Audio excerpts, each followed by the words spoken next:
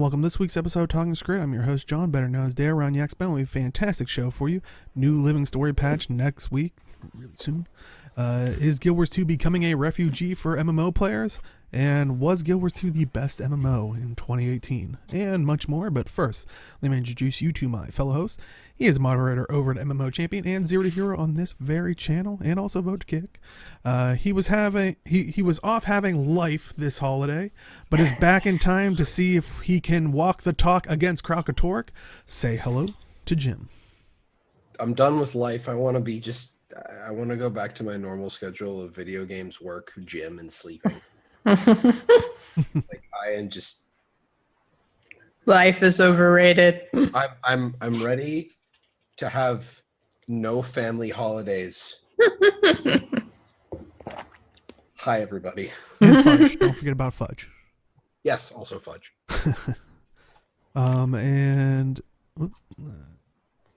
And he streams over on Twitch where he answers the age-old question, when will we get a lifeboat skimmer skin for all the people Guild Wars 2 is taking in? Say hello to Age. Never. Wow, H. Well, a skimmer only fits one person, so it'd be kind of false advertising. Until there's a special skill that allows us.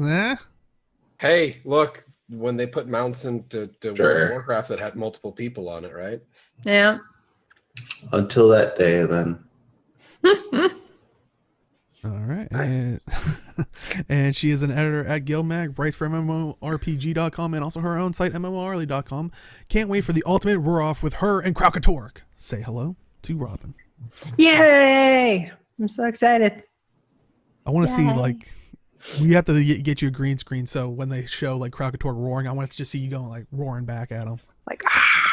Yeah. I am a bit loud, apparently. Well, that's normal. No.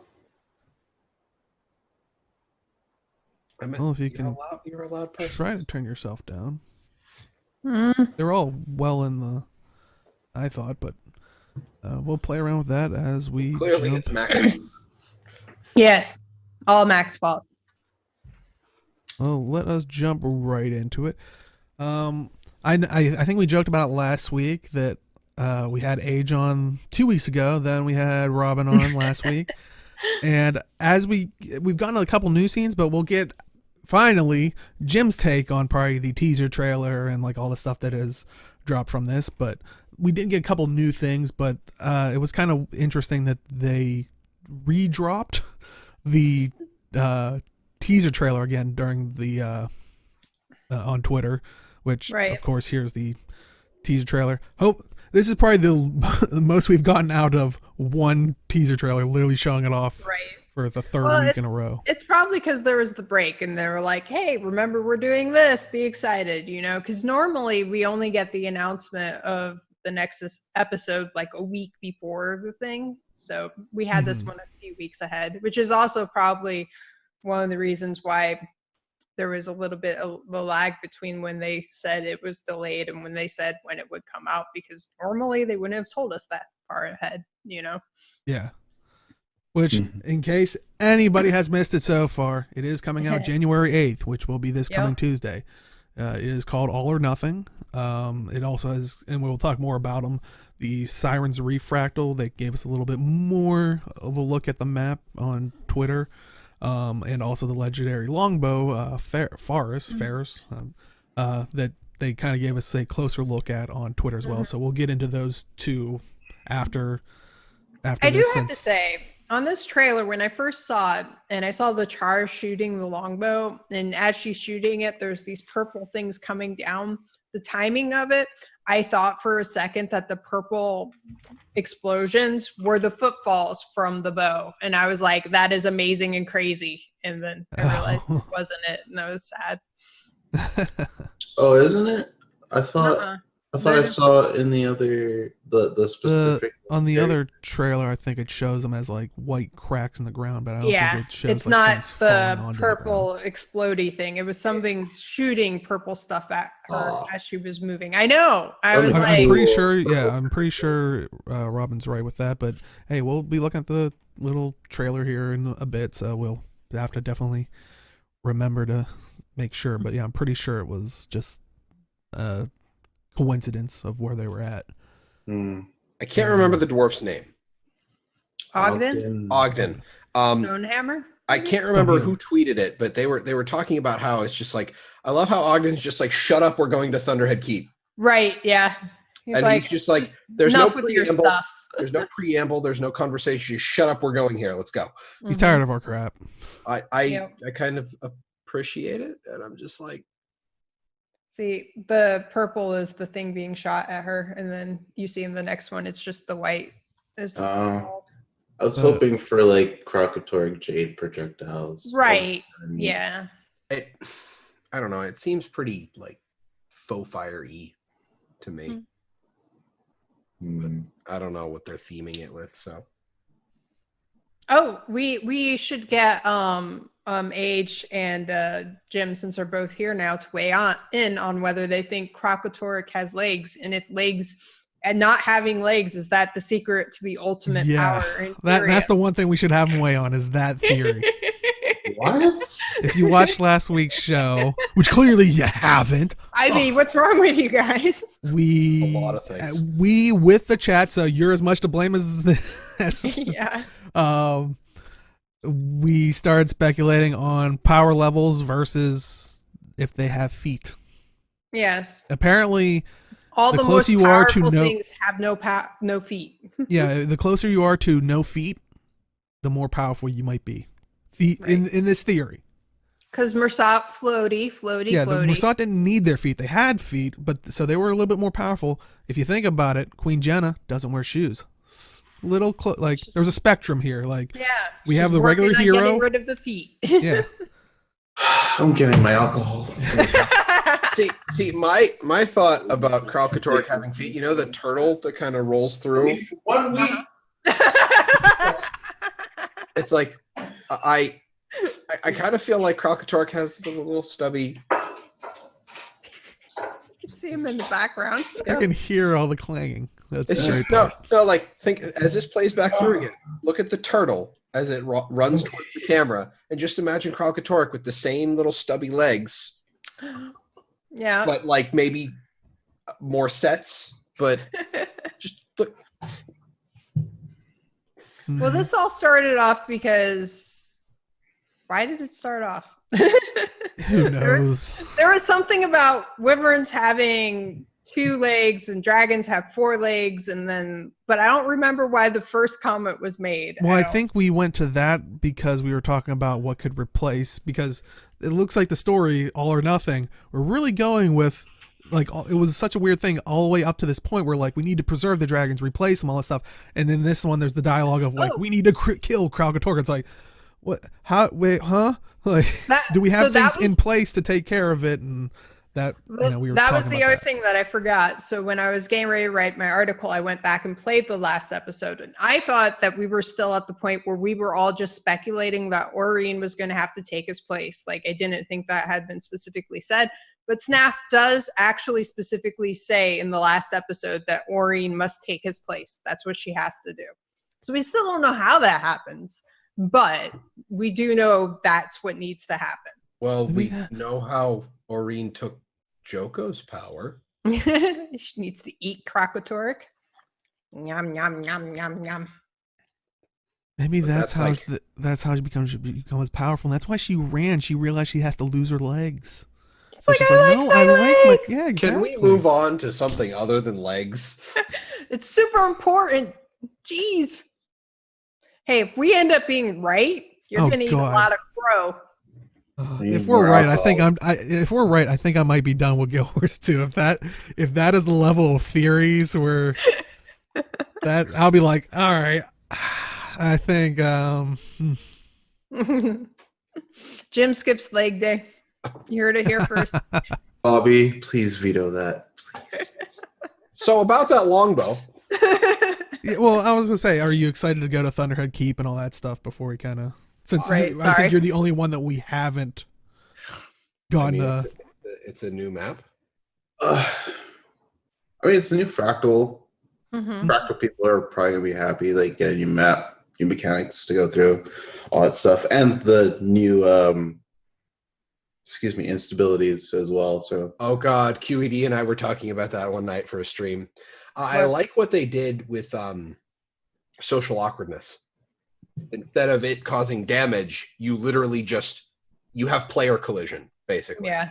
And I Well, kind since of we're love kind of that. moving into that realm, I'll switch over to the Fractal teaser trailer teaser they gave us that shows a little bit more of the map, which you see here. The new map is Siren's Reef, and they kind of showed more of the setting. So, but like you guys are saying, it's also going to come with new fractal instabilities, which is another big thing. And then I think what the other one was, slippery slope. Like Ooh. all of you who have played platform games, the ice level, yeah, it's that. That's what it Nice. does to the fractal, which I'm going to assume that Uncategorized has that blacklisted from it. Because can you imagine trying to do the platforms as you jump and start sliding? Oh. well, yeah. No, I hope they don't blacklist that. That'd be amazing. Test of skill. With the knockdowns thrown out by the harpies, yeah, no. That's too unkind.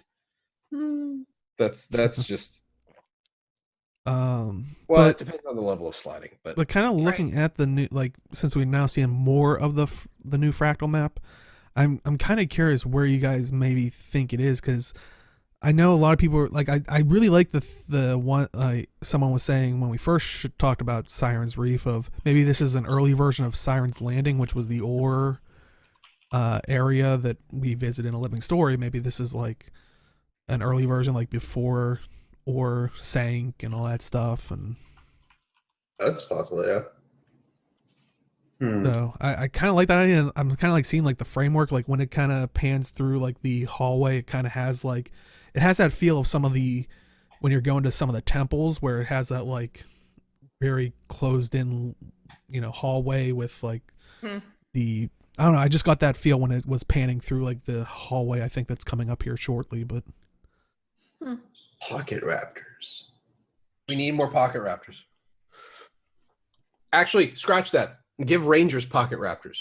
Yes. Make a pet be like 3 pocket raptors. I want my swarm of bees first. I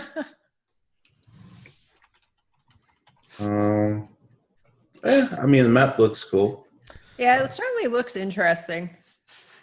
it is kind of like, it's kind of interesting that like, and I know a couple of people were disappointed in it, but didn't get to see like any of the monsters or like anything where we fighting.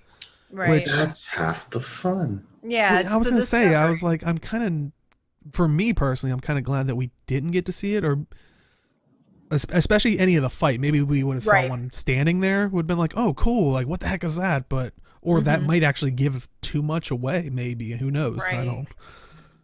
But I don't know. I like having the location fly throughs and just seeing like where we'll be. It's nifty.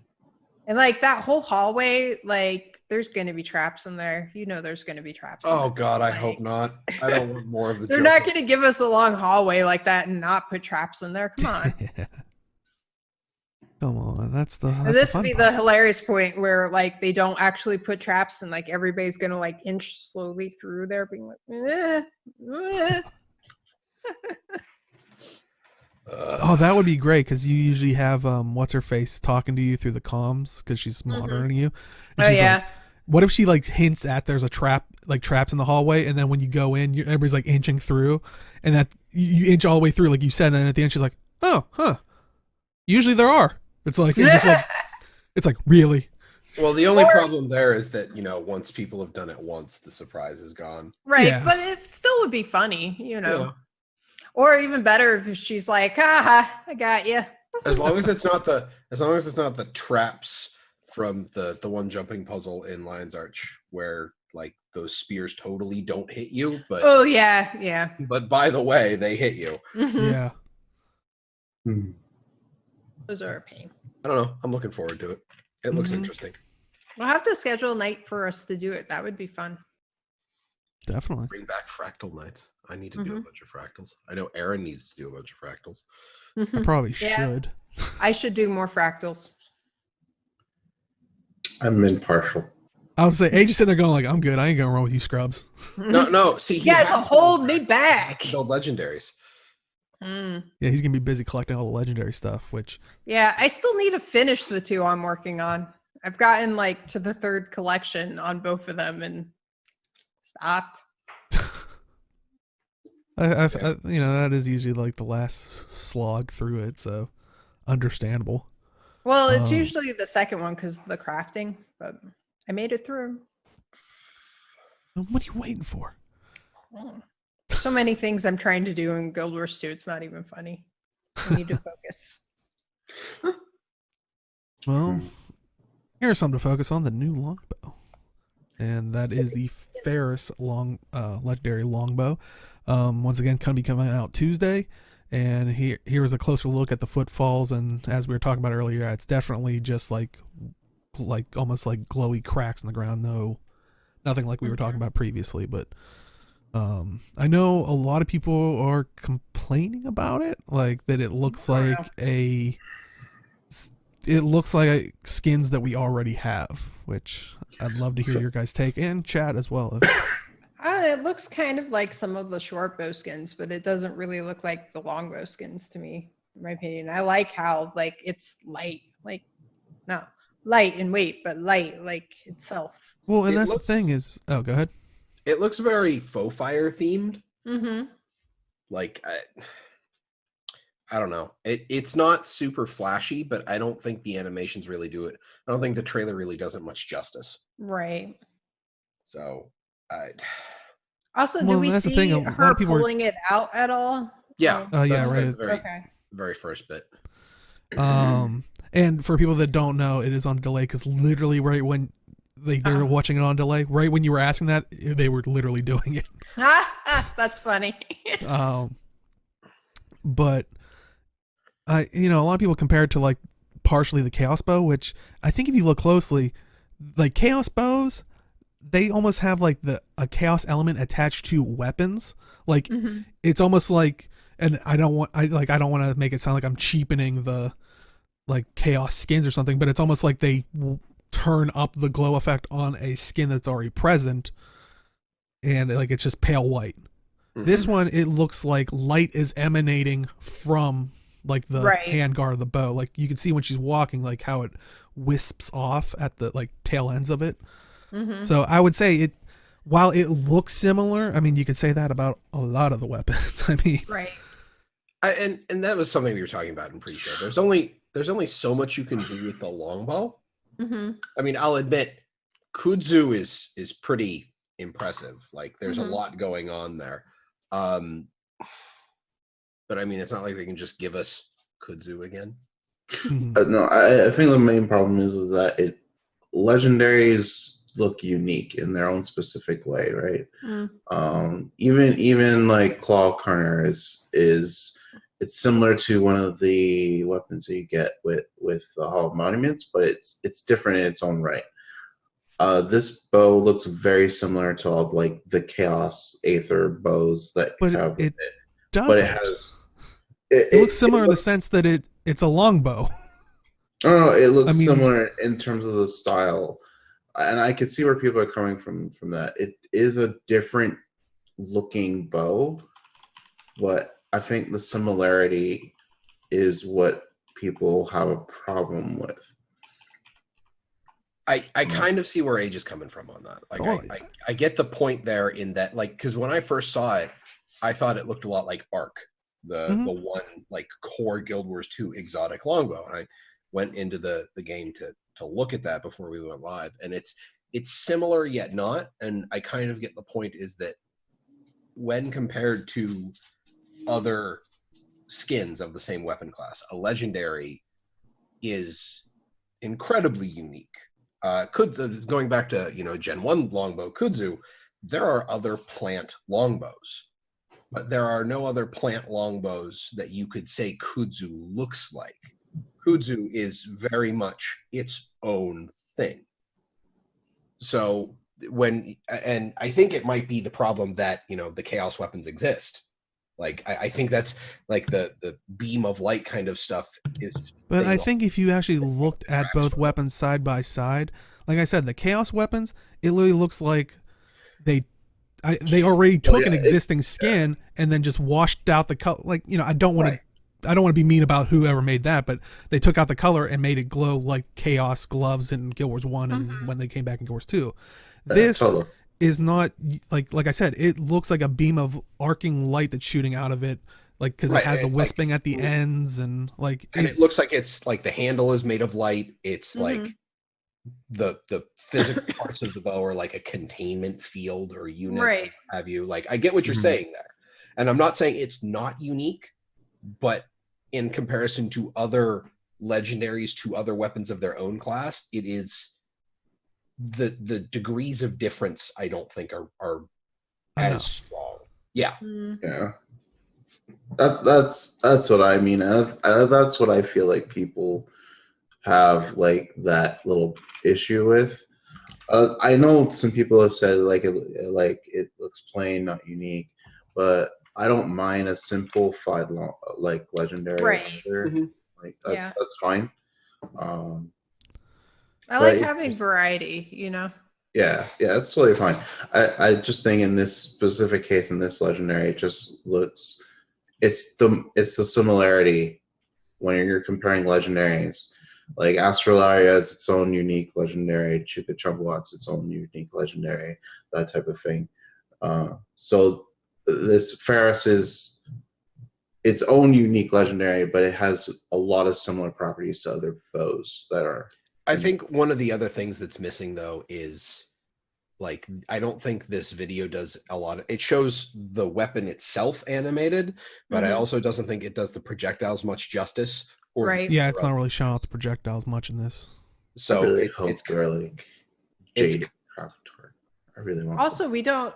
Does it really show any kind of sound effect that it has? Because maybe I think there are, like, I think there might have been sound on the video. I'm not sure. I'm trying to remember. Because clearly we don't have it here, so you can hear us talking. I mean, and it's like I get the idea of like not liking a super low key legendary, but it's there's only so much design space on a longbow. It's kind of the same problem with a staff. So, and it's like, you know, yeah, Chad was saying there was sound. I was gonna say I'm pretty sure there was, but you know, I think it's fine to have one, and to say it's not unique, it definitely is. There's not a bow in there that's like it. There's one similar, but there's not one like. I mean, that's the definition of unique. It's it's its own bow for sure. Yeah. I think if anything, they might have started with the chaos skin and been like, you know, this is a cool concept. How can we take it further? You know, which especially because I was like looking up real quick. I was like, well, you know, a lot of people, because with the last one, how it branched off of like the lore of the serpent like dragon thing. I was looking to see what Ferris kind of brought up, and people are saying like it's saying like it may refer to the plant. Or also Pharos, which is the Greek name for lighthouses, which that really seems like that could be part of that wheelhouse of light emanating from it. The legendaries that come out with each episode usually represent like something going on with the episode. Because Shining Blade came out when we did the Shining Blade part last season, things like that. So and I'm kind of curious because it looks like the draw, like when you unsheath the weapon, there's a bird that flies around. So no, it's not. It's that's not part of it. I was watching for that. The bird was sitting on the ledge, and that he flies around when he. I was watching for that specific because I thought the same thing. I was like, wait a minute, because I was trying to think. I was like, how does that connect with it? Like yeah. All right. No, it's just a flash of light. Oh yeah, I see it sitting next to it when I. All right. Are you reading it? Tricking me? I mean, I'll make it Tuesday. Let's see how it goes. Yeah, you said you were gonna make it. Just like I got it. Okay, let's go. Yeah, didn't you say you were gonna try to do out a show off like a little video for it? So expect that. I'll you know, do that. I might like. I'm not horribly like invested in making it, but like I made the Warhorn on a whim, and I really like the Warhorn, so I feel like I'll do the same with the Longbow too. So which Warhorn did you make on a whim? A Verak. Oh, the new one. Yeah. But yeah, any other thoughts on the Legendary Longbow and I guess the Fractal or Living Story stuff in general? Since Can it's we all coming has out it Tuesday. now? Yeah, exactly. Tuesday, give it a, Tuesday's forever away. let them have a weekend. Jeez. For some reason, I guess I'm in tune with the internet. The internet side of me was like, they just were off all, for Winter's Day. Like that was the internet side of me, like the trolley, Yeah, I do wish we could have had Winter's Day longer. I was having a lot of fun with I that. literally did not do anything with Winter's Day. Oh. I think I had the reward track on for 1 or 2 nights of Vote to Kick, and that was it. Or of Zero to Hero, and that was it. Like That's funny. I didn't get into Lions and Divinity's Reach once. Oh, missed out on karma and presents. I got from 45% done with the tier of Festive Drinker that I was on to 49% done. Oh, I wasn't checking that at all. I think about it. I was just popping all the drinks and tonics. Yeah, I have it tracked. There are people who finished that achievement the first year it came out. It's insane. Yeah. So. A lot of those people also hated life when they finished. At over 1,000 golden jumping was nice. Yes, apparently that we were talking about that during one of the. I think it was either in Aaron's stream at one point or in Zero to Hero. Is that like basically the best way to get money was just to do the jumping puzzle on as many characters as possible. I mean, if you can do it, Yeah. if you can't reliably finish it, then the best way is the choir bell. Yeah, I was gonna say, if you want one where you don't have to fully pay attention to, probably choir bell will probably be the best. But like I guess in engagement, because you're gonna have to be more focused on the jumping puzzle. Right. But if you want to test that out, you're gonna have to wait a whole nother year. But also during the break, and I think it was the day after we had our show, was Bobby Stein, who, if you're not familiar, is the Guild Wars 2 lead writer. Helped, was working on the raids team as well with narrative and all that stuff. But he kind of had a look back because apparently I think it was on Sunday, the December 30th. What he said it was marked his 13th year at ArenaNet, which big congratulations. I mean, that's awesome. But he kind of like reminisced and talked about like his career and stuff like that. And I'll put the link in chat, and also if you're watching this on YouTube. But it's definitely a cool little insight on. I don't know if you guys want me to read through all of it because there's a couple posts of the thing, but I think it's if we have stuff that we might want to pick out, or if chat is already familiar with it, wants to pick out kind of stuff. But I think it's a nice look back on his career, and it was hopefully interesting. Another 13 years. Yeah. It was interesting to see like some of the things he did before he worked at ArenaNet. That was kind of cool. Wall Street, that was. I know. Yeah. Imagine him walking around on Wall Street. I can't. Yeah. Very interesting. Also, I found it very interesting. It's he reads like every submission or almost every submission. Yeah, that's impressive. Yeah, and he takes the time to like talk to people, even though they may not take them for the job. They'll have conversations with them or send an email. So that's really cool. I just remember I didn't get a chance to follow everything that was going on in that Twitter thread, but like I just remember for most of the party, for a large chunk of the party at PAX East this year, or 2018, that's right, it's 2019 now. Yep. We were talking with Bobby about stuff, and that was just a fantastic conversation about writing for the game, and it was just fun. He's a great guy to talk to. Yeah, it's like I was gonna say, I was remembering from like your guys' conversations of seeing him at PAX and all that stuff and different things, and it just sounds like he's the type of like he's one of the ones that you actually say like, oh, he actually cares about the game, and like, of course it's a job for him. Like he is getting paid. It is a job, but it is something that it's definitely seems like it's something he loves to do, and Yep. especially from hearing his like thing where he's always trying to listen to the people during like interviews and stuff, even though they might not be the right fit. Just hearing them out and stuff, it definitely seems like he wants to genuinely help people in the industry and stuff like that, and it's not just a job to him, which definitely would like to see more of that in pretty much any occupation. We would need more of that in any field, but it's nice to hear that. But and any other thoughts on that? Congratulations. 13 years at the company is an achievement, especially in any kind of tech related field. Yeah. In any field, mostly. Any field, yeah, but like anything remotely related to tech is pretty volatile. So pulling off 13 years in the games industry. I was gonna say, especially the gaming industry, where you always hear it's like they basically it's a churn revolving door of like talent going in and out. It's how quickly did Activision Blizzard just go through those two CFOs?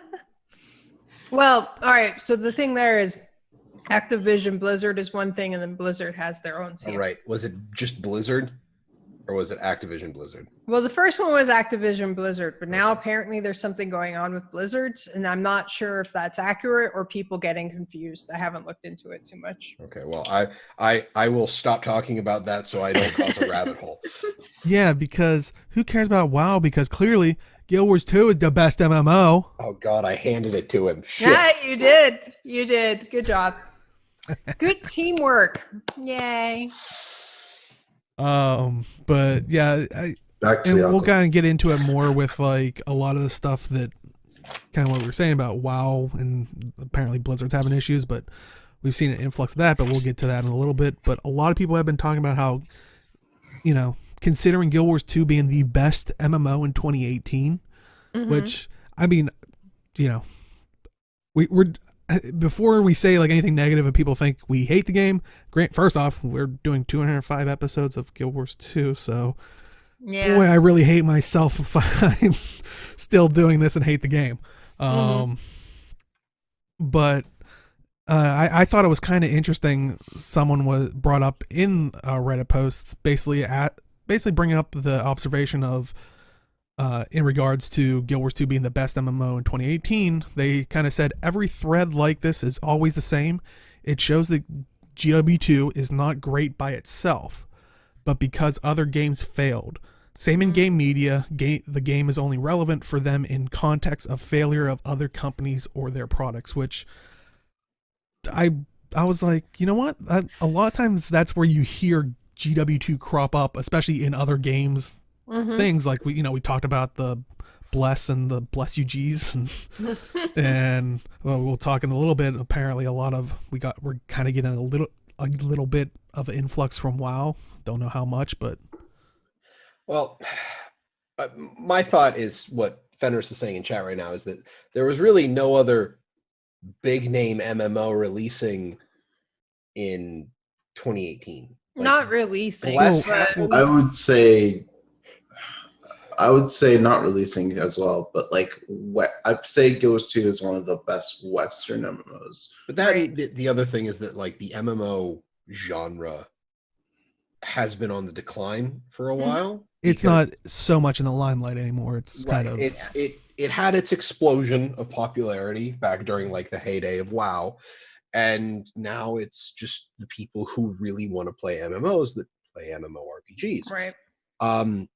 As for that comment from that guy about, Guild Wars 2 is great only because other games fail, I think that's more along the lines of people only talk about stuff that's bad.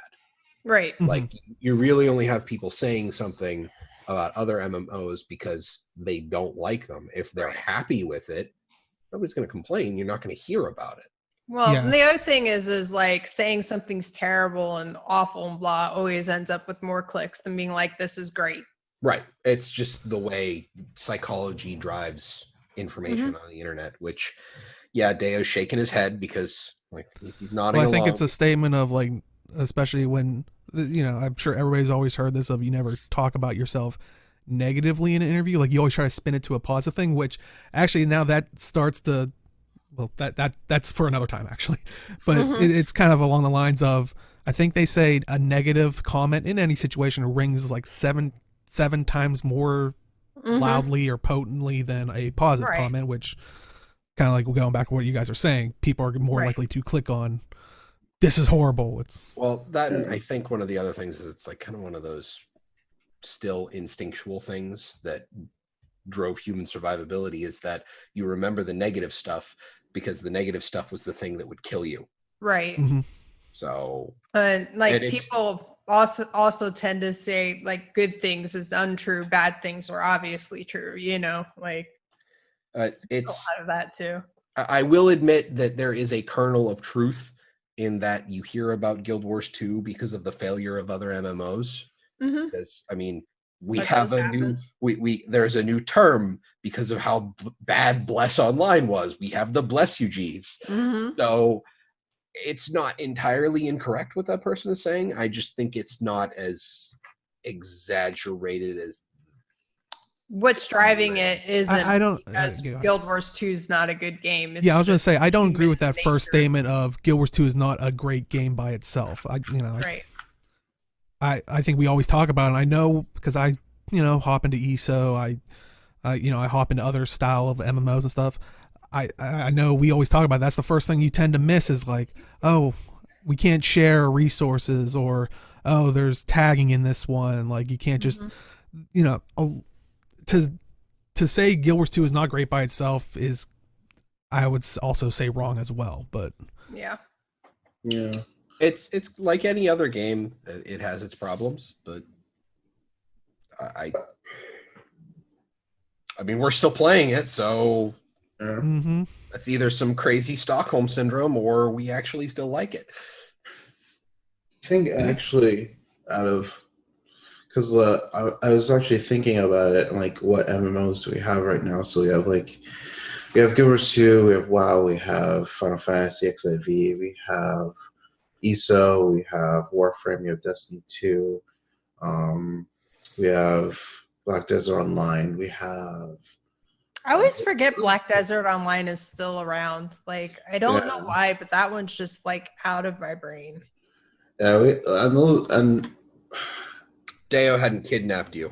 I don't want to say Monster Hunter Online because that's not really an MMO. I was gonna say I wouldn't class that as an MMO. Dauntless, I wouldn't class that as an MMO. Well, I think that's something that you could say Monster Hunter and Dauntless are more similar to Warframe than they are to standard. Yeah, I was gonna say that was my problem and I think that's what makes it a little bit worse, is muddying the waters of, because you say Warframe's not much of an MMO either, because you have like a hub place where you can see multiple people usually, but then you go out and actually do adventuring, and it's Yeah, I would say Destiny, from what Raguchi's saying in chat, I would say Destiny is more like a MMO than Warframe. Yeah, because you do have areas where they're open world where you're actually doing combat, like battling. Right. Yeah, because Destiny was like defined as an MMO, like a FPS MMO. Well, I was gonna say it wasn't. It depended on what they were getting yelled at about. Original Destiny was termed as an FPS MMO. I don't know that they used it for Destiny 2, but it still applies in my opinion. Yeah, and I kind of agree with Tavik in chat was saying Warframe is kind of closer to Guild Wars 1 than Guild Wars 2, which I don't want to get into the whole where I think I said back then, like Guild Wars 1 I don't really consider an MMO, but it's along the same lines as the same structure of you have the lobbies or the hub places where you can gather your party and then venture out in your own copy of the map with a smaller party. I don't even think like Anthem, which is coming up, is a real, from what I've seen so far, I don't think that's going to be a real MMO, because it looks like even when you're out in the world, it's still instance with just like 4 people. Like you're not out with people. I still understand that game, no matter how many trailers I see. I'm fairly certain that this is I feel like EA is setting BioWare up to be EA'd with this. Yeah, I know. I hate saying it too, but yeah, it's games like I don't Fenris mentioned Fallout 76. It's kind of games like that are called I define as like online open world experiences, kind of like how Ubisoft is making a bunch of games like that. It's basically your character in an online open world setting. I know you can run into different characters, but I feel like it's a very limited. It's an MMO light. I've seen. Yeah, it's like a cross between a single player and an MMO kind of deal. Which is like, once again, it's really hard to start. It's muddy in the waters of what an MMO is, because it's like you can definitely say what an MMORPG is because you have titans like EverQuest and World of Warcraft and all of and Guild Wars 2. And Guild Wars 1 and Guild Wars 1 technically I think still applies as an MMORPG.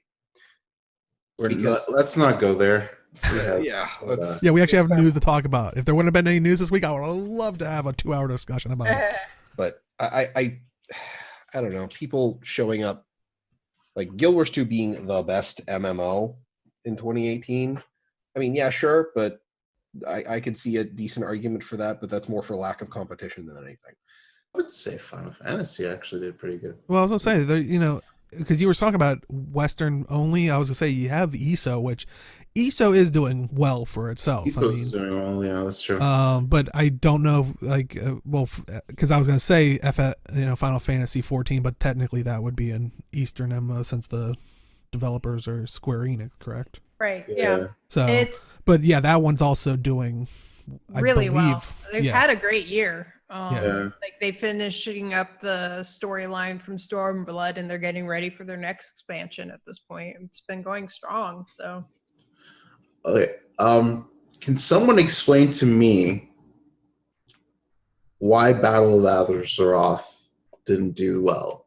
Well, that's actually perfect, because that kind of leads into, we were talking about this, and a lot of this stemmed from, we've seen an influx of, apparently on like the subreddit mostly, of people saying, oh, we're trying out Guild Wars 2 for the first time, maybe returning, but a common factor was they're coming from World of Warcraft, which a lot of people have been speculating back and forth, what are the reasons. A lot of people aren't happy with the most recent expansion, which was Battle for Azeroth. But I mean, I guess that goes to Age's question of why was Battle for Azeroth not... Why did it do so basically well? Yeah, what happened that it didn't do so well that maybe is making people look at other MMOs, in particular Guild Wars 2? I know I can speak to my own personal experience, but Arlie is actually playing BFA, so I will let her go first. All right, so like I played in alpha, beta, and live for it, and to put it all in a nutshell, you know how game design and game iteration takes time, and you get feedback. You can't just immediately make changes. It takes time. Right. So the problem is in alpha, there's people giving all kinds of feedback about how things are playing, how things go, how classes played, how things worked, and issues with them. And some of the things got fixed, but really they didn't leave there enough time for them to address all of those things. So then we got to beta. Same feedback happening, changes not happening, like nothing was changing. We got to live. Hey, look, same issues are still here. They're not gone yet. So it was just kind of like frustrating for a lot of people, because like they clearly didn't leave enough time in alpha and beta to iterate on the feedback that they got to make the changes. Because we are seeing some of those changes now. They're talking about one of the things is like, so they have the neck that you get, and you increase the levels of that, and that unlocks abilities on the gear that you get that you can use. So like you can get upgrades for gear that you can't use the abilities on because your heart isn't high enough level. It's the way they had it set up. Okay. The thing that people were really annoyed about was when we get to the next tier of content, you've gone through all this trouble of leveling it up, but now you're going to have to level it up even more because you're getting new gear and you don't have things unlocked. They're not this coming tier, but the tier after that, they're getting rid of that finally. So like they are fixing things, they are improving some things, but it's very slow, and they should have given themselves more time to fix and take care of these things before it launched. And that's not even getting into people's issues with the story in general. Like, they don't like a lot of the choices the characters are making. It's nonsense in a lot of ways. It's just like things like that. There's a lot of that. Sure. I think is the short version of it all. Yeah, so kind of what Katie said is like it doesn't, because from my experiences with Blizzard games before they released, they're like fairly polished. I know WoW is an older game, so maybe that's the exception. But like maybe like 2-3 expansions ago, would you have these same issues? Mm-hmm.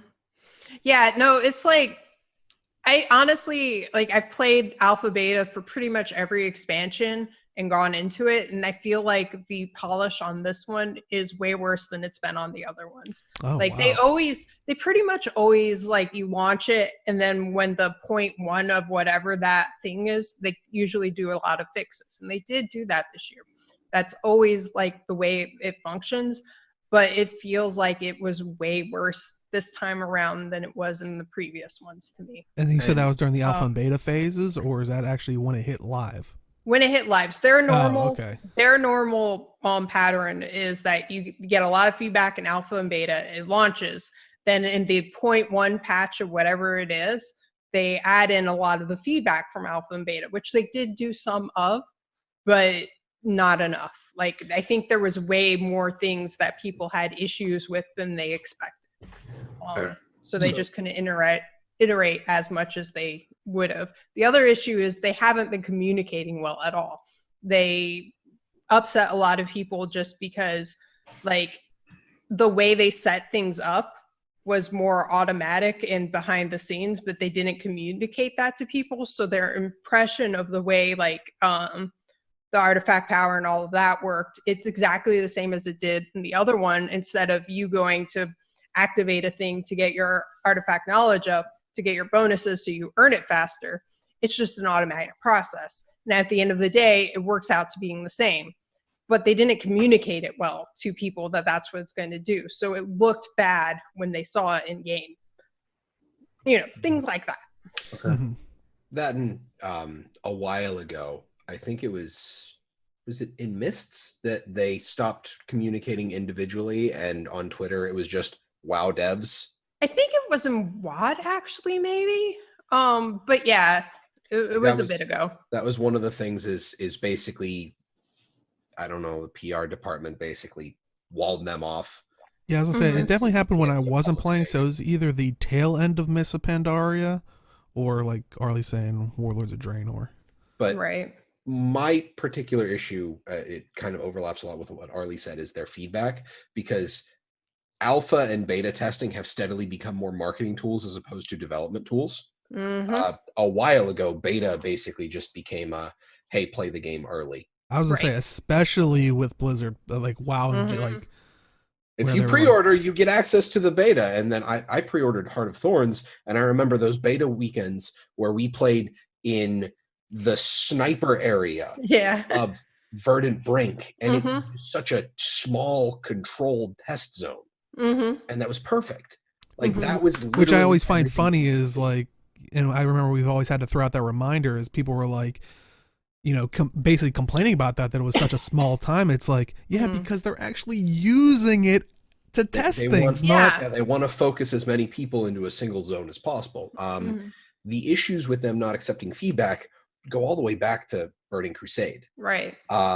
The last patch of Burning Crusade, the one that released the last tier, Sunwell, nothing necessarily the last patch, was when Ret Paladins, they got bubble wings. And for those who don't know, Paladins have Divine Shield, which makes them completely immune to damage. They have another ability called Avenging Wrath, which was, I believe at the time, a 50% damage buff.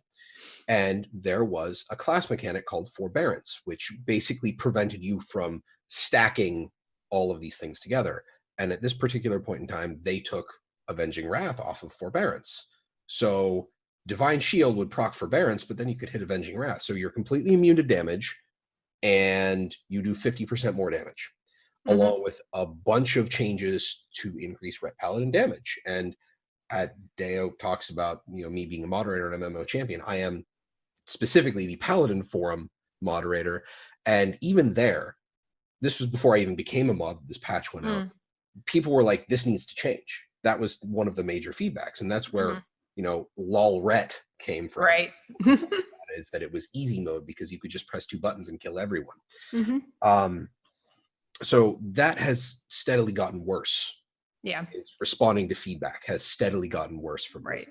Well, like as a more specific example, it's related to what you're saying, but this time around I'm a Guardian Druid main, and for us, like literally in alpha, we gave them feedback of things that needed to change, and in beta, we gave them the same feedback, and like other classes, other specs got responses, got things being like, even if it was like, no, we're not going to do that, they got something. We never got anything. Nobody was like, that's a good idea. We'll look at it. Screw you. We're not doing that. Nothing. It's like there wasn't even a negative response. There was just right.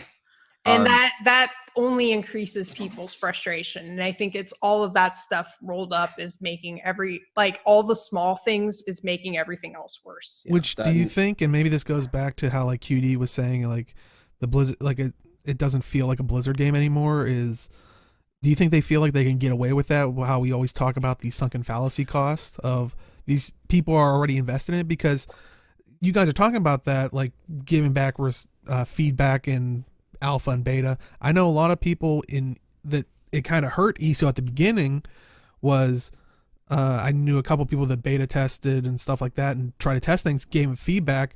They didn't change anything. Like they just like, but it's like, and I know that hurt them probably because a lot of times it was like, you're going to that. It's like, well, they're not changing anything. Well, I'm not invested in this yet. I'm not going to play. Well, whereas people already maybe these are my characters. Like, well, that's one of the other things that kind of turned me off of World of Warcraft after Wrath of the Lich King is I have a pet theory that there hasn't been an actual World of Warcraft expansion since Wrath of the Lich King. It's literally just been a new game called World of Warcraft subtitle.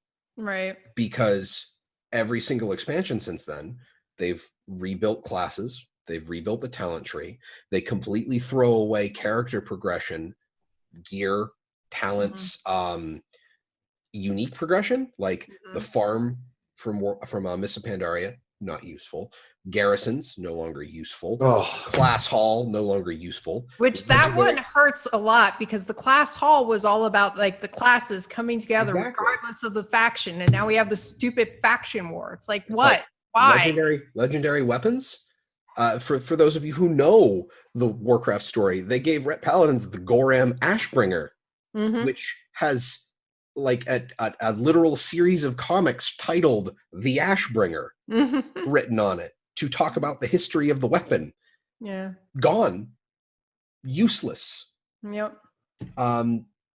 So it kind of ignores everything that an expansion is. That's one of the reasons I love Guild Wars 2, since, yes, this is actually a Guild Wars 2 podcast. Guild Wars 2 gave us masteries because they're like, we don't want to raise the level cap, but we want you to still grow in power as a character. So we hit the level cap. Okay, what do? Well, technically, masteries are still us leveling, but they can just throw whatever the hell abilities they want at us. Right. So and there are ways that Blizzard could have done it, and I'll get into that in after show. I'm not going to go into how I could try and fix freaking World of Warcraft at this point, because, like I said, Guild Wars 2 podcast. But that was one of the things mechanically that turned me off World of Warcraft. Yeah. And then second was the story. Now, rolling up to Wrath of the Lich King, which dealing with Arthas. Everybody who got into World of Warcraft, a lot of people got into World of Warcraft because of Warcraft 3. And a huge part of Warcraft 3 was the rise and fall of Arthas. So fighting Arthas as the ultimate boss of an entire MMO, like I remember when we killed the Lich King, my raid group, and I just remember yes, the Lich King dies. Shock. What? I know. Well, technically not. There always has to be a Lich King. See? So the Lich King doesn't die. Let's not get into that. Still a Guild Wars 2 podcast. But I had to chime in. That's all I remember of WoW. So there we go. But oh yes, and what QED said is that the thing with Guild Wars 2 is that from expansion to expansion, you don't lose power. Right. I mean, sure, elite specs have a problem. Reapers, I'm sorry, Scourge exists. But yeah, the story up to that point kept seeing more and more of a blurring of the lines between the Alliance and the Horde, which was great, because how many times do two warring factions have to butt heads, then set aside their differences to fight a new world-destroying threat? I mean, how many times is that before you just look at each other and be like, we should probably stop fighting each other? right.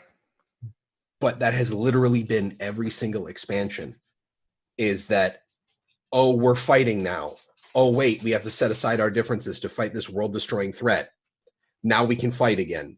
Oh, there's another world-destroying threat. We have to set aside our differences again. And it's just over and over and over again with the same characters. Well, and that's who have already learned this lesson. It's not working this time around, because they made a big deal about the faction war and how this was going to be like the big expansion of the faction war. Everybody knew what was going to happen. We're like, we're going to fight. We're going to be angry at each other. And then somebody's going to come along. We're like, oh, we have to work together.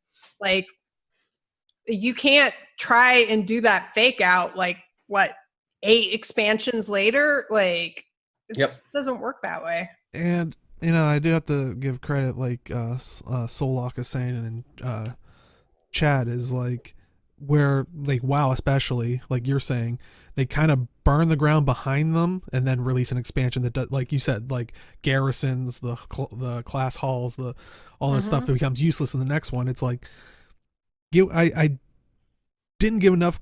I know we talked about it, but I don't think we've given enough credit, I think, to Guild Wars 2 of doing that, where like they're comparing the masteries to Zelda, when you get a tunic or boots that would let you gain access to more areas. I'm not familiar with that, but if you're thinking about it, that was the one thing, and I'm now actually intrigued with whenever the next expansion comes out, how, if they can do it, like, because that's going to be harder and harder. But when POF came out, we got mounts, which a lot of people were like, oh, you got your mount?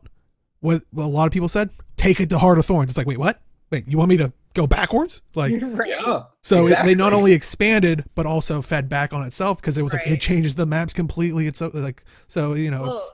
Yeah, that's one of the cool things about the way masteries work a lot in Guild Wars 2, is they change how you traverse and how you interact in the game and do things in the game. Like gliding was a huge thing. Like getting that completely changed how you moved around the game. I remember when people got that, we were like, old world, we need old world gliding, please. And that wasn't that like one of the first patches during Heart of Thorns? It's like, here. Yeah, I think after raids came out, because after raids came out, because I think it happened with the Shatterer change, which I think happened like January, because they had to fix a bunch of broken gliding spots that would have broke the game. Right. They had to find those, fix the whole issue with jumping puzzles, because they didn't want to trivialize jumping puzzles with gliding and all of that, which was totally fine. But that's the thing about masteries, is it changes the way you go about playing the game and how you deal with it. And mounts did it on a whole nother level again. And it makes it it doesn't, especially since what we have right now, having mounts doesn't trivialize gliding. Gliding is still usable and cool in its own little things and stuff. And especially if you have to get out of combat because you just dive off a cliff. Right. Yeah. You're just like, oh my God, way too many things, jump. I've done that many times. So it's honestly, I remember when Heart of Thorns came out, there was a lot of backlash people had about masteries. So it's just leveling. It's the same thing. It's just disguise, which, you have a fair point. We are technically still leveling. The number next to your name goes up. It literally changes out your level number with your mastery number. Right. But it's not just gaining another level the same way it is in other MMOs. It actually changes things for you in the game and where you can go and what you can do without trivializing your gear. That is the other thing. Like if they increased our level, we would have to get more powerful gear. Like they'd have to change legendaries. They'd have to change ascended. Right. Like it would be a whole mess.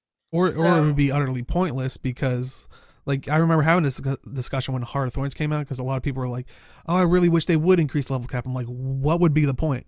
Right. Why would we're just gonna get if we're gonna get more gear, either they have to change like what you're saying about the legendary gear, or the people that have legendaries, it's basically pointless for them throughout the whole leveling experience because then they would have to raise it to whatever you know the new max is, and then what would they do? Would they be like, well, you're gonna be powerful for the next 10 levels or whatever they raise it for, or are we gonna make it so you can't use your legendary that you've had until you reach the new max? It's like, no, it's too much of a mess. And what Solak said is valid. Like a lot of people do like the carrot on the stick to chase. And one of the frustrations I get with people talking about Guild Wars 2 is they feel like they have nothing to chase after. And whereas I'm the opposite, I was just literally talking about like I'm working on way too many things in Guild Wars 2. I can't keep track of it all. Like I literally got a notebook just to keep track of all the crap I'm working on because there's so much. But I think that's also like because not having things in Guild Wars 2 doesn't really lock you out of anything.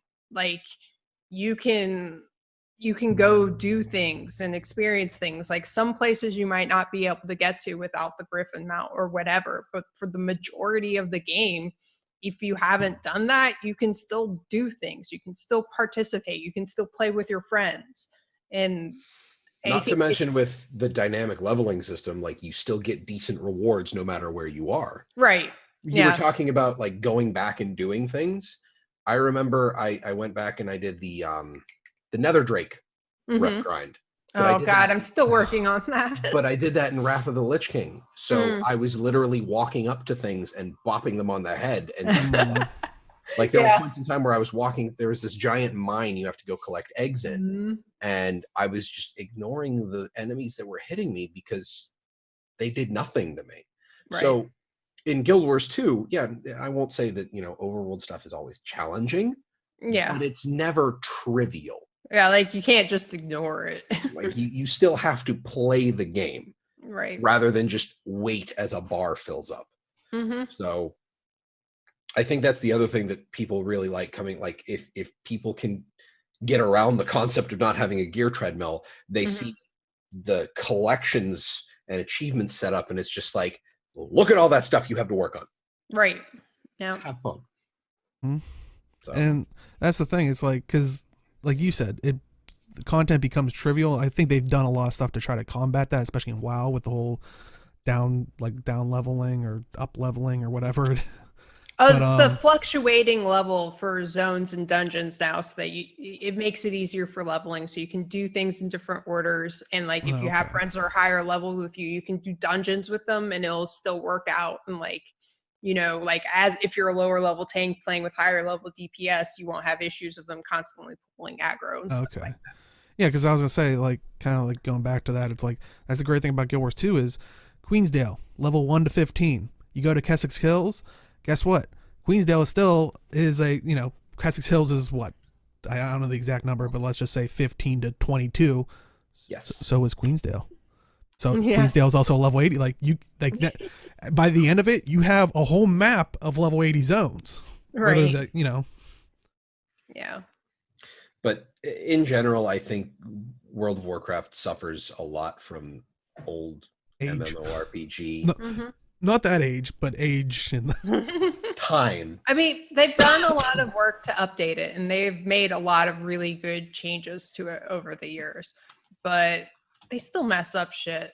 And like, so here's another thing. One of the good changes that they've done in the last few years is you're out in the world, like regular mobs that are out there, they'll get tagged by depending on what faction. If the other faction tags them, then you don't get credit for killing them. But anything that's big or elite or whatever, or the end of a quest line that you have to get a thing off of is shared between the factions. So whoever can tag it or whatever, it's fine. Their new Dark Shore thing that they came out with, there's a whole quest line the end of that quest line, there was I don't know if they fixed it, I haven't seen, but when it came out, there was one guy that you had to kill and loot a thing off of. It was taggable within your faction. So if you weren't in a party, if you were by yourself and you hit him first, everybody else there couldn't loot him. Wait, so it was old Warcraft tag rules. That's funny. In It was 2018. absolutely infuriating to run into that without any warning. So then, like, you know, everybody was standing in there making groups trying to cycle through it, but like it was just like, what the shit? And like there's no reason that should have happened. That should have been a thing. Somebody should have noticed that, you know. I will admit, one of the things, like every so often I try to play Rift, you know, the best WoW clone that ever cloned WoW, and survived, I should say. Right. I cannot play old tab target MMOs anymore. Mm-hmm. Dodge rolling has ruined me. Right. I have to play something action combat with an iframe dodge, or I am just I can't play it. Well, that's why, like, Doesn't work originally anymore. when I went back to WoW, I made a monk because that way I got the roll, which you can use as a dodge. Because I was just like, now I've adjusted and it's fine. But yeah, it's weird.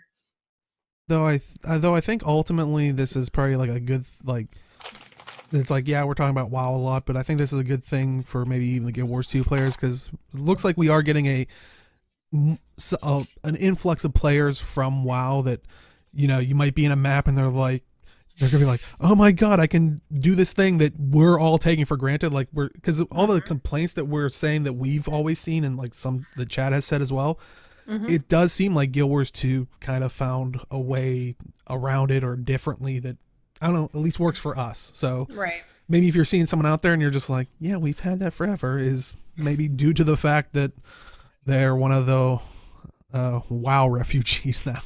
I don't know what we'll call them.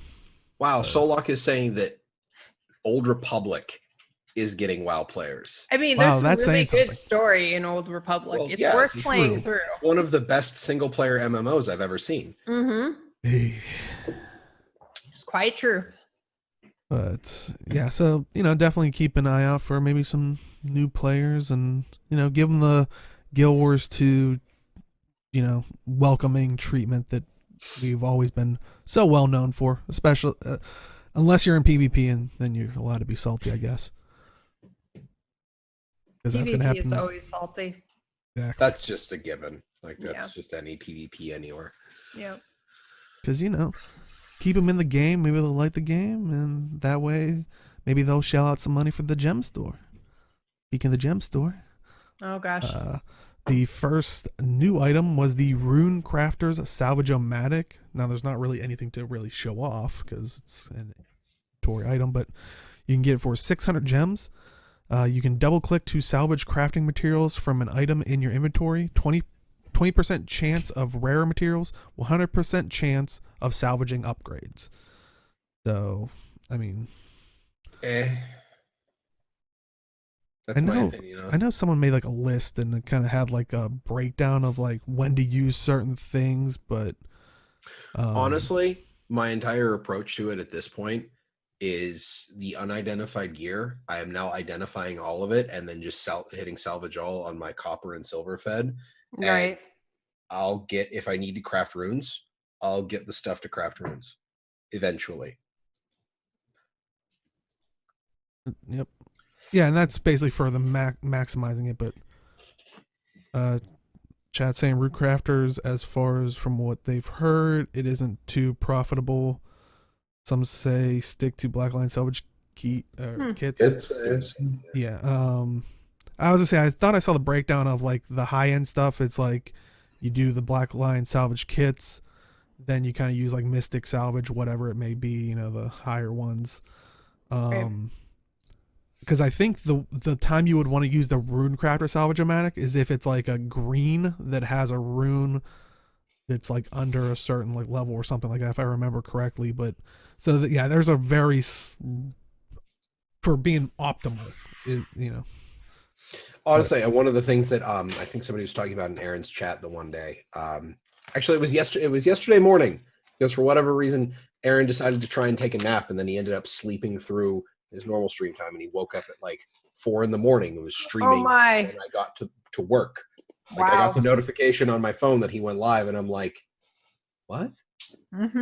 So, if you have an infinite upgrade salvage tool or upgrade extractor, you buy green gear off the trading post, extract the rune, sell the rune, and then salvage the gear or sell the gear, either or like you vendor the rune. I can't remember what it is, but it all hinged off of having an infinite upgrade extractor. Okay, and Chad is saying it's a little misleading, the tooltip for it. Apparently it doesn't extract the rune. It removes it, but it then immediately salvages it. So it has a 100% chance to salvage the upgrade rather than the X% chance to destroy it like normal salvage kits do. So you will always get the rune sigil salvage out of the salvaging kit. So yeah, it would still be a better way to go with an upgrade extractor if you ideally want that particular item, or a black lion chest if you don't care about preserving the item or anything like that. Right. So yeah, if you're so inclined, yeah, I don't think it's a big enough at least pull for myself to get a Rune Crafter's Salvage-O-Matic for 600 gems. But if you do want that guaranteed chance, because I'm kind of in the same camp as Jim with, I'll just salvage anything, and if I get the materials, great. I'll worry about it when I need it. Yep. But any other thoughts on the Rune Crafter's Salvage-O-Matic? I have a feeling that we're not going to see this return very often. Yeah. Because I don't feel like it's going to be, since we have limited space on the gem store. Let's not talk about that argument again. But some returning items: the Blackline Expedition contract for 1,000 gems. Collect exotic resources from Drytop Silver Waste and Living Story Season 3 maps. So, nice little returning item if you are so inclined to need those. I mean, it's kind of more of a straightforward thing. The Winter Solstice outfit is returning for 700 gems. The Mini Snow Flurry Dragon for 500 gems. The Blackline Keys and Scrap Package for 900 gems, and you can only get maximum 2 per account for that, which that package contains 10 Blackline Keys, 2 Blackline Claim Ticket Scraps, but do hurry, it is leaving Tuesday. So, are there any of those not on sale returning items that you would probably recommend people pick up? Flurry Dragon Mini is okay. It is cool. Yeah. The keys and scrap package is actually, like, if you've got the gems to drop on it, that's pretty solid value. Yeah, I would probably say, like, necessity wise, if you have the gems for it, like you said, the key and scrap package. I do run around on my Revenant with the Mini Snow Flurry Dragon, so I would probably recommend that. But cool. Literally. Yay! Some returning stuff that's actually on sale. Marjorie's package for 1,360 gems. What? No. Let's be adults. Where? So 15% off. That is ending soon. That has Marjorie's Shrouded outfit, Marjorie's axe skin, Marjorie's dagger skin, 5 teleport to friends, and a total makeover kit. Okay, I'll go through them all. Though, honestly, if that's what you were laughing at, seriously, this is going to be a long section here. Next package that's dropped is Casimir's package for 1,360 gems, which is once again 15% off. Has Casimir's Regal outfit, Casimir's staff skin, Phoenix glider, 5 Bloodstone die kits, and a total makeover kit. And lastly is Timey's package for 1,700 gems at 15% off. It is Timey's outfit, Mini Scruffy, Immortal Weapon Choice, and the Scruffy backpack with a backpack strap. Casper's one is the one that extends, right? Yeah.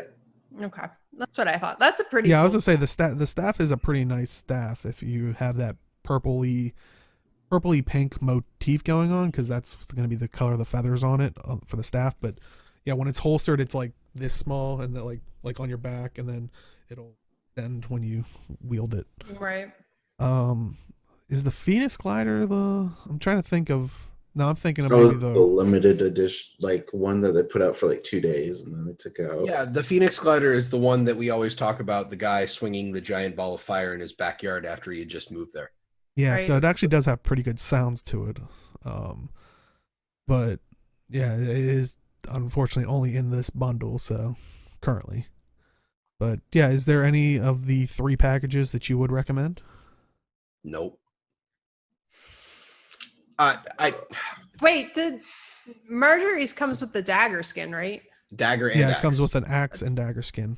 Yeah, that's probably worth it. Like those Honestly, two skins are awesome. I do like the dagger skin because you do hold them with the blade sticking, backwards, but it kind of has that like ethereal like green tail thing that's like wiggling around on it. So if you're going with like a necro look, it could really work. You got Solok is reporting that having the Phoenix glider does not reduce the price of the package. Oh, That's dumb. I don't know. I mean, you could always contact customer support and see if It's not a flex. It's not a flex bundle. If you already Should be have though. it. Like it really should be if you Yeah, own 'cause it's part of it. It's not like getting the glider a second time will do you anything. Right. Not like you can put that new skin on the AH or something. It's like there could be some small argument if it was like a weapon or a piece of armor, because you have to use transmutation charges for that, and when you get the skin item, it's basically a free transmutation charge to that skin, but you don't have to do anything to switch glider skins. So But I don't think any of the packages have been flex bundles like that. yeah, I thought the crystal one was. If you had the crystal glider, then it costs less. that might be something they want to look into. Mm. If it's gonna be something that's an unlock that was on sale by itself, like that, they kind of need to just make all of the bundles like flex bundles, basically, because otherwise, Right. Well, that's what I'm saying. Like, if they have a bundle where you can get some of the things by themselves, it should flex if you have some of the things. Like, it just makes sense. Honestly, I'd say the Marjorie package is probably the most value. My issue with all of them, the issue I have is that they have outfits in them, and I have feelings about outfits. The Marjorie outfit does look pretty good. Like none of them are terrible looking outfits, but it's just one of those things where I have problems with outfits where like the end game of Guild Wars 2 is making your character look the way you want. Casimir, I have a problem there because it's here have some Bloodstone die kits, and unless those are the ones that guarantee you be able to get it, like they shake your head, that's you have a 6 in 25 chance to get the unique die out of those kits. They're basically worthless. Right. And then Timey's packages is much more variable depending on how much you like minis and how much you like the immortal weapons. So That's any other thoughts on the gem store? Gems. They're truly outrageous. A store for them. Last up, we have Community Corner. First up, we have we talked about it last week, but the Visions of Winter's Day, a Chronicles of Tyria art contest. I'll throw their website in chat, and of course, if you're watching this on YouTube, the link will be in the description. But the deadline is going to be January 12th, so you do have to hurry. There's only a week left if you're watching this live. But they're looking for submissions for Winter's Day themed art. You do have to be 18 plus to enter, and you can submit up to 4 entries, but can win maximum of only one of the prize packs. Judged based on the prompts, the gift, minis, giving back. They're also looking at entries will be judged on the style, the medium, originality, and how the chosen prompt is incorporated into the piece submitted. And the prize packs to choose from is 1 Guild Wars 1 pin set, 1 Guild Wars 2 Ritlock mousepad, 1 Guild Wars 2 Path of Fire lanyard, 1 Guild Wars 2 concept art signed by their respective artists, 1,600 gems, and showcase of the winner's art on Chronicles of Tears website and social media. So nice Yay. little competition. Contest. Yeah. But any thoughts on that? Cool. Yay, I wish I could draw better than MS Paint. Yeah, I was gonna say I can't wait to see some people's artwork, but yeah, that's definitely not my forte. But also we have I think we talked about it last week or maybe the week before, but Kroof, who usually does like in-game builds, they put out a build for it. Well, it's interesting. It's not a build. They're basically fan-made elite specs with kind of creating skills and traits that could possibly be utilizing these. And the first one they picked was the summoner for a Necro. Is this is this summoning minions or just summoning like beings of death or something? Right now, when I was looking at it, it looked like it was mostly like kinds of minions and stuff. But definitely check it out because it does a pretty interesting job with the editing. Like she kind of has like a beginning thing. I think it was along the lines of like, after venturing, to the desert and all that stuff, necromancers have started to lose their way. This allows them to get back to their roots of how actually controlling the aspects of life and death. And I was like, oh, that's it sounded like a nice interesting blurb that I could see Arena releasing as like a press thing, Right. so I definitely like, and they like picked like the skill icons, and like she actually has like the breakdown of like what this one will do, in theory. And like I said, this is all a kind of a fan-made elite spec thing, so it's not like an actual in-game thing. But she does say at the end that she wants like more submissions and stuff like that, which I'd like to know if chat, we talk about this all the time, which I think that's why this is so interesting, is like I might have to try to figure out like skills and stuff so I can get my, I guess I can't name it my summoning build, but maybe like a conjurer build for my elementalist, so I can have actually conjured weapons or something. I was gonna say, you're still upset about that. Yes. It's been like 6 years.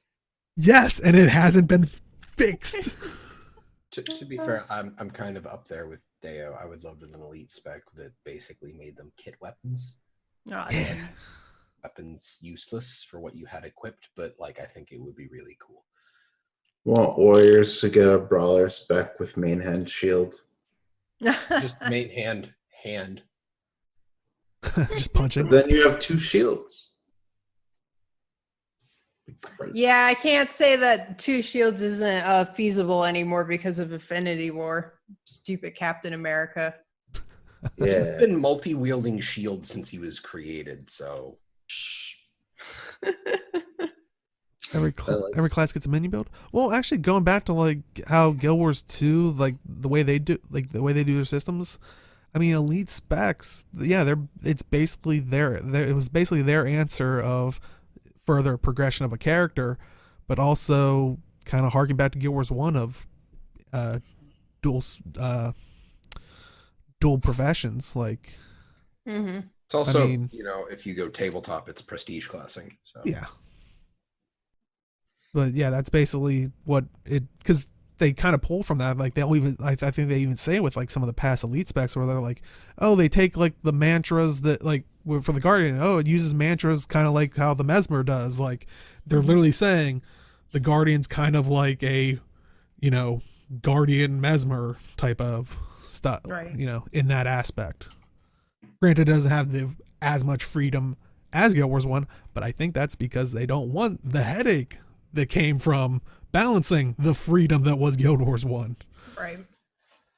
But, I honestly, by the end of it, or, for a long time, yes, we're probably going to have every class have a minion build, every class have, different types of these, things, because that really feels like what elite specs are meant to be. and hopefully accentuate stuff that's already there, kind of like the whole conjuring thing that we were talking about with, the elementalist. But, and in this sense, the summoner, I mean, we do have minions already, but this hopefully makes you more fine-tuned towards it.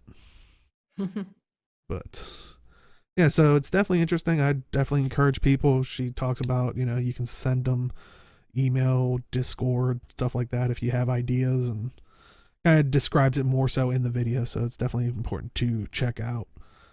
I want more pistol users, so I have more users for my hope. Yeah. Well, there you go. These things you submit, because they ask, do you have a fleshed out weapon for whatever your elite spec is? So It sounds like all your elite specs are going to be pistol based.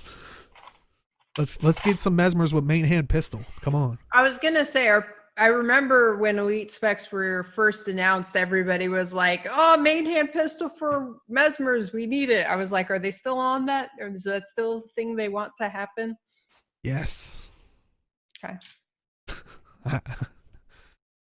Deo speaks for the mesmers. Oh yeah, you know me. I'm hardcore mesmer here. Yep. I think mine's parked at a jumping puzzle. That's about the play level it gets. Yep. But yeah, so definitely check that out. Also, we had a video from Games Love and Life. Their video is, and I quote, "the absolute best Giant Slayer achievement guide." But is that true? It is. I bet it is. And once again, I threw the link in chat, and on YouTube you'll be able to see in the description. What I do like about it is they kind of sectioned it off of if you have Path of Fire, but they also provide one if you just have vanilla, or I guess vanilla and hot. But and I know the vanilla one is very much the one I've always kind of seen. The POF one I just didn't even think about. It's kind of nice. It shows like the one place you can go at, and I guess it has a pretty fast spawn, right, that you can kind of stick there. But you'd have to go and see and check it out. I'm not gonna steal their video from that, so you have to check out all the spots. I do have to say the one gripe I would have with it is with the vanilla one. Because like I said, I've heard the technique used for this one, but for one of the giants, they do recommend that you fail the event in order for a quicker reset, which I will say right here, if you want to do that, feel free to, but that's at your own risk, because that is one thing that Arena does not like to happen. Yeah. Well, okay. If you're doing it and you're trying to fail it, that's fine. But I think where they have trouble is if you're trying to fail it and then other people come along and they try to actually do it, don't be crappy to those people, because that's the issue, really. Okay. Because you're trying to do something different than what was intended, essentially. Yes. So yeah, just be careful about that, especially if, maybe this video does make people go out and try to get, because the Giant Slayer achievement is a bit of a nightmare to actually achieve, because you have to actually fight a giant and get 5,000 of them, which there's not a field of giants, unfortunately. So many. Yeah. Kitty. It's not like the other mobs where it's like, here's a field of them and slaughter them. It's just work your way through the field. Yeah. So we need an Attack on Titan expansion, is what you're saying. Yes. There you go. If we got something like the 3D maneuver gear in Guild Wars 2, I think I would. Oh, that would be so sick. You want to hear "Go Back to Heart of Thorns"? Like, give us the 3D maneuver gear and just, yeah. Oh, I love how everybody watching just got an up close of your cat's behind. Yeah, well, she does that. I really can't do anything about it. It was Great. pretty funny. We're demonetized if we ever actually monetized, but we get reported. Yeah. Nude. I'd love to see that report. They were showing a cat's butthole. Anyway, we are digressing so much, but probably time to end the show. Yeah, so definitely check out those videos, whether you're farming or maybe you're creative and want to, have your own MAAD crazy, build theories. Definitely check those out. Or if you're artistic, there's a nice little competition there. But anyway, yeah, that looks like that is it for this week. So, Jim, where can they find you? I can be found on Twitter at MalthianusMMO. You can also find me here on twitch.tv/MAADrealms, 2 ways in the MAAD, every Wednesday at 8 p.m. Eastern time for Vote to Kick. I'm flipping going to the gym and streaming because going to the gym after I stream, 1, cuts into stream time, 2, means I'm awake until 2 in the morning because I have to come down from working out. We're starting 2019 off with a bang. I've got Anthony Fenris Rigucci with me. We're talking Fallout 76 on Vote to Kick next week. I have to argue keep. Good luck. So, hope to see you all there on Wednesday, and then PvP after the fact. So, he's got to get his pump on for PvP. Flex hard on those guys. Yeah, noob. Don't forget leg day. I need to stay away from leg day. I hurt my back. Yeah, if you stay away from leg day, you lose your legs. You become more powerful. That's not how it works. Don't actually do that in real Move life. to the next person. Okay. Age, where can they find you? You're muted, bud. Oh, you're Yeah, muted. we can't hear you. There you go.